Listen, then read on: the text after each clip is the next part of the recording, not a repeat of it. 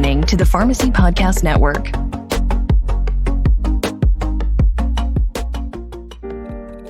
You know, whether somebody's using drugs or not, their life is still valuable. Naloxone is a lifesaver. Remember that we're not our disease. I am not a bag of heroin. I'm Stacy.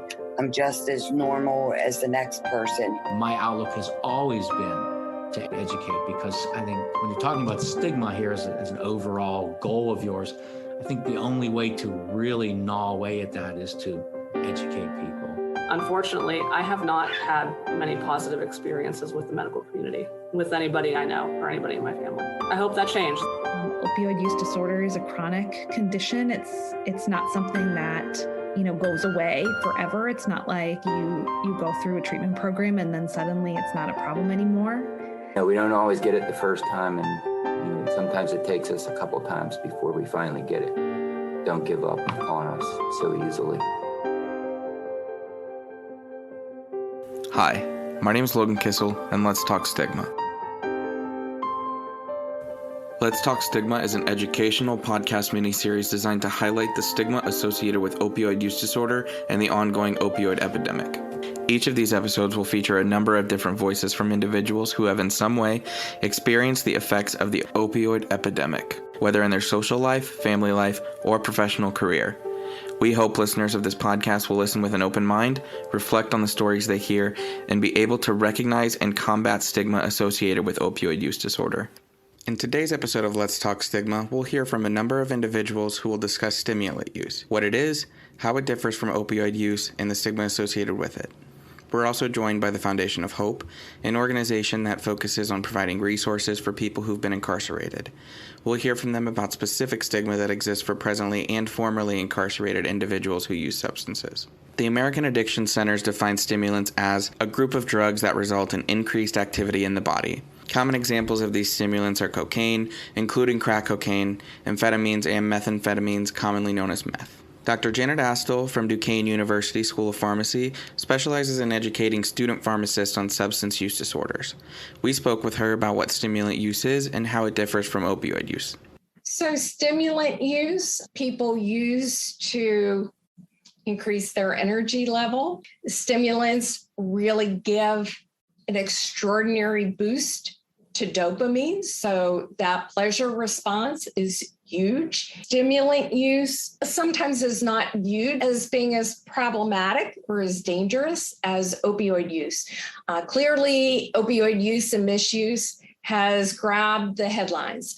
We are all very cognizant of the number of overdose deaths associated with opioid use.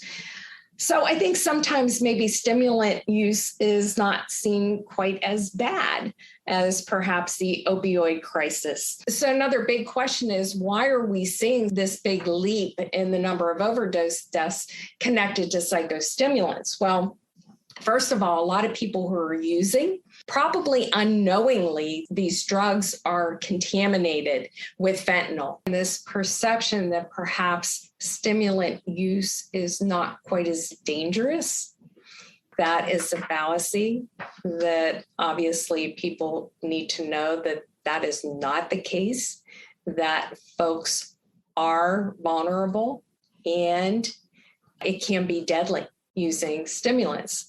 Dr. Ashley Smith, a pharmacist at UPMC McKeesport and their Detox unit, discussed with us some of the health concerns with stimulants and related it to opioid use.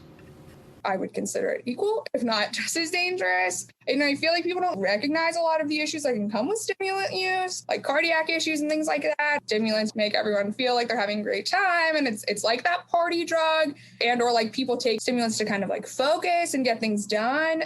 A lot of people don't really see them as serious, say, as opiates, because people are just taking it on a Friday to have a good time, or they're taking them to lose weight or things like that. And so they don't see it as an addiction. A common misconception is that you can't get addicted to them. A lot of people consider them almost a party drug or like an upper, if you will. And so they just kind of use it for a good time. And it's not something that I need to get through the day, but it does frequently become an addiction for people.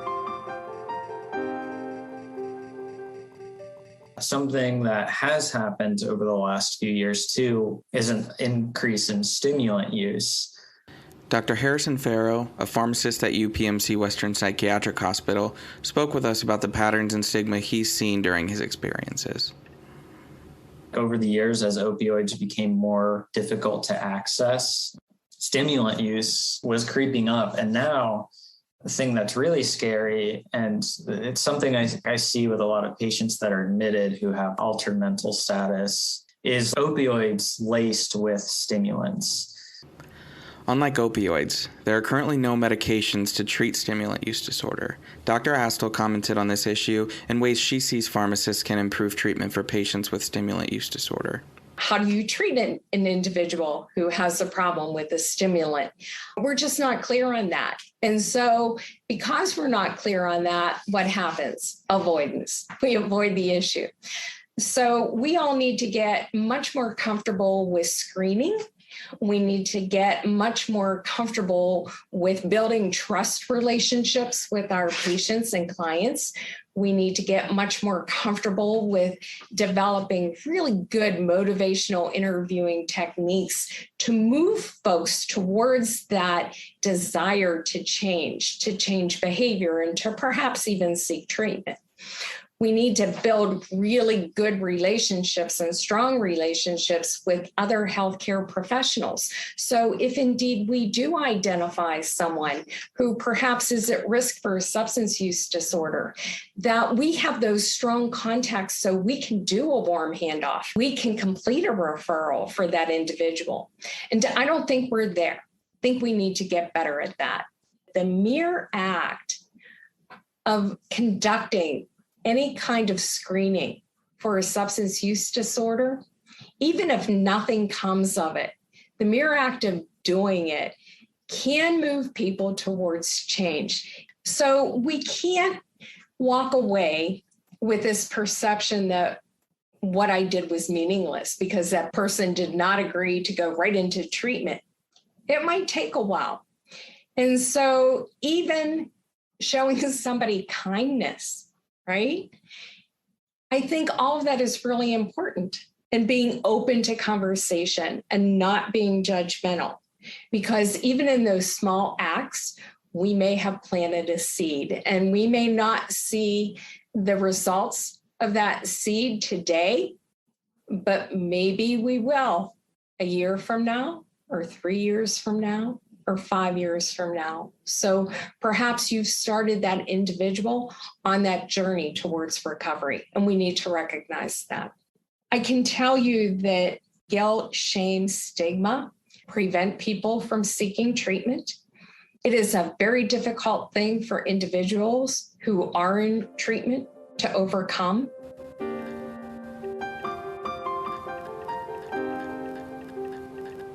Dr. Ferro discussed with us about the barriers we have for treatment with people who have stimulant use disorder.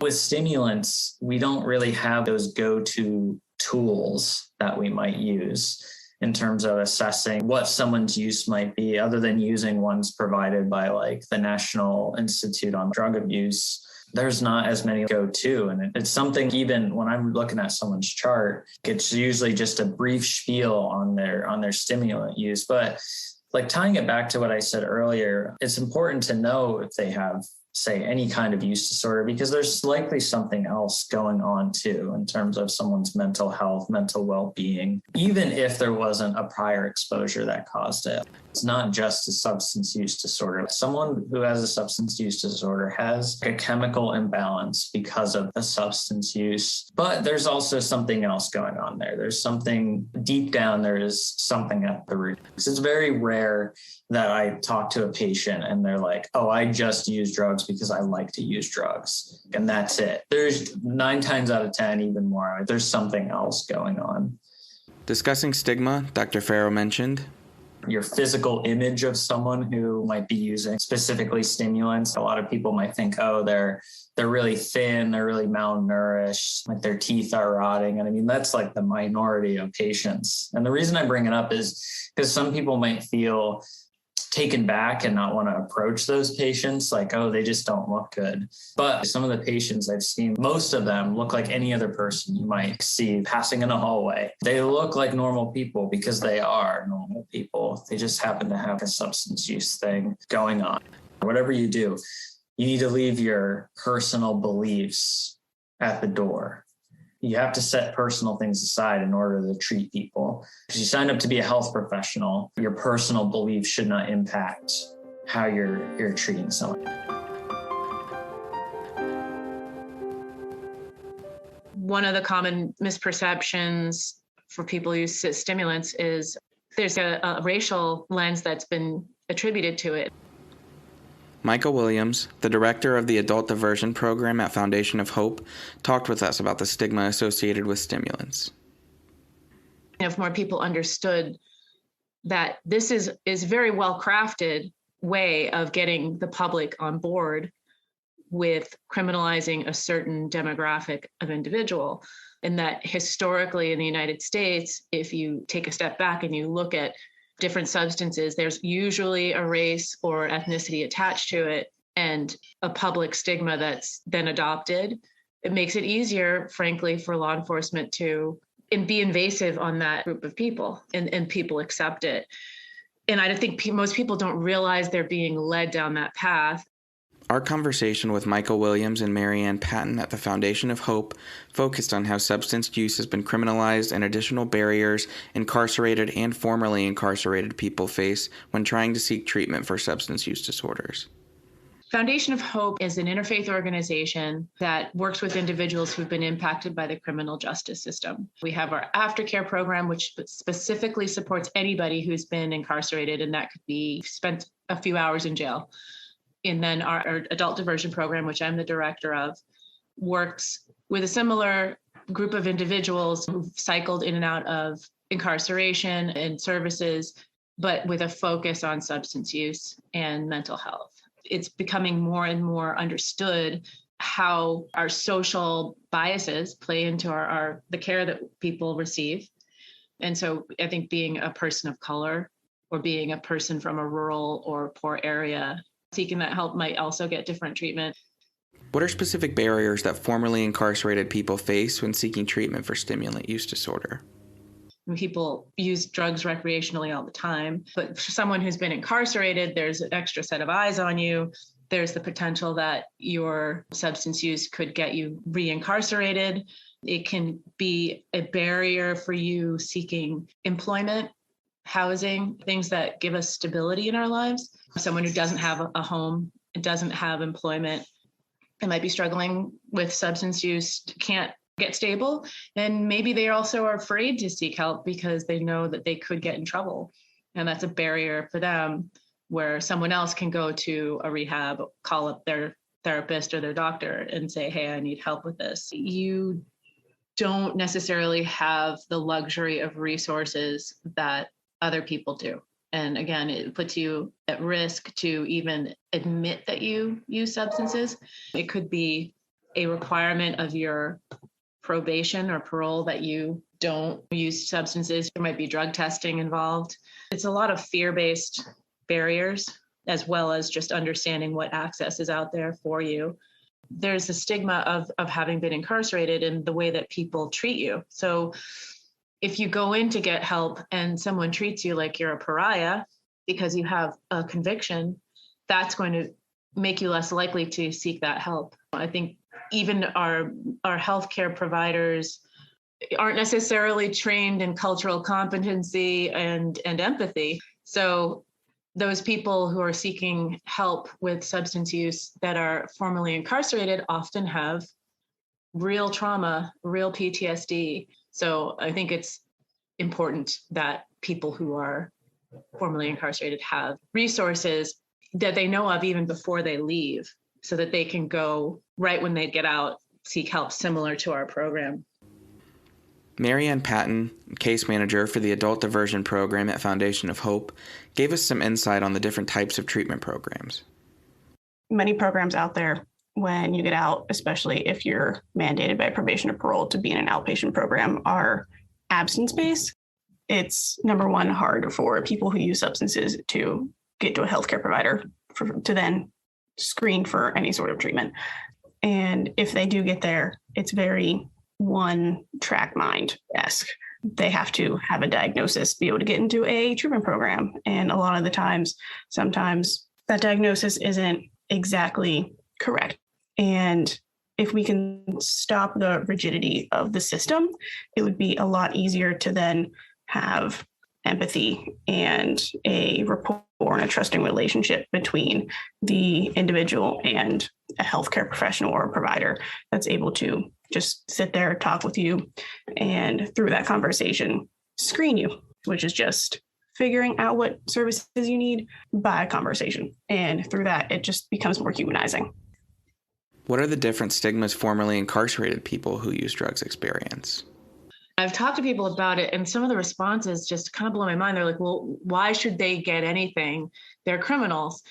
People want to gravitate to the worst, most heinous crime in their mind and associate that with someone who's been charged with a felony or put in prison. And even somebody who's committed murder, there's a very low recidivism rate associated. It's like a 1% recidivism rate associated with murder, because usually there's a lot of remorse. It's often done in the heat of passion. So I think people don't understand that, A, not everybody in prison is dangerous. And certainly they're going to get out someday, hopefully. And so while they're there, if we can help them enrich their lives, they're going to be better situated to be successful when they do come out. I think a lot of people just want to throw prisoners away. And so I think if we can start to change the discussion around it and make it so where substance use isn't criminal behavior, it's very human behavior, and remind people of that, and also help them to understand the benefits of taking on these harm reduction principles, that it doesn't just benefit the individual, it's benefiting society generally. Mary Ann commented, one core principle of harm reduction is accepting that drug use is a part of our world and we're not going to eradicate it, even if we want to. So by meeting someone where they are, if they're not ready to stop using or they don't want to, they won't feel pressured to live up to someone else's standard. And then they're going to have more energy to focus on things that they do want, like housing, employment, food security, and so on. Our first program participant was a story that stays with me. This person came to our program in December, right before the holidays, and he had been in and out of incarceration due to his substance use. He was addicted to opioids. And he had started to see the pattern himself that around the holidays he would get triggered and he would end up in jail. And he wouldn't get to see his kids for the holidays. And he was cycling through this over and over again, and also living in an unstable situation, a not very good 3-quarter house. We're like, all right, what do you need? You know, and he's like, I need some treatment. I need toys for my kids. Like, I want to be able to see my kids this year. He needed to get into a stable living situation. So we were able to get him those things before the holidays. And because of that, he had a great holiday. He had a great Christmas with his kids. Got him toys for his children. He was able to be the parent he wanted to be. And it hasn't been a straight path for that person. I have people in my family who've suffered from different forms of addiction, mainly alcohol, and it's not a straight path. So they will want to feel more stable, and then they will relapse back into using their substance, and whatever stability they've built may crumble completely or a little bit. But the great thing about our program is we're here no matter what. And so he's learned that him not being able to keep it up isn't going to prevent him from getting support. And I think that is a huge lesson for service providers, but also I think for people generally who may have gone through this themselves or may not be able to relate to someone who's experiencing these things. They really, at the end of the day, we all want the same things. We want to feel loved. We want to relate to our families in a healthy way. And that's what his goal was.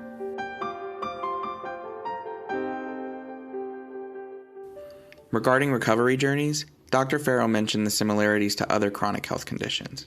What are relapse rates for diabetes and hypertension compared to substance use disorder? They're the same. People relapse all the time. Their blood pressure goes up from doing things they're not supposed to do. For diabetes, someone's sugar might go up for eating things they're not supposed to do. If they stop exercising, that's technically a relapse. But we don't really think of it that way for these other conditions. We think of it more for these substance use disorders. We spoke again with Marianne and asked her what she wanted all healthcare providers to know. Using substances doesn't make you worthy of less than someone who doesn't. Many times people turn to substances to cope with trauma because it's the only way they know, or they just like the way it makes them feel. So I think my number one thing would just be to be compassionate, be curious, and just to make an effort not to stigmatize.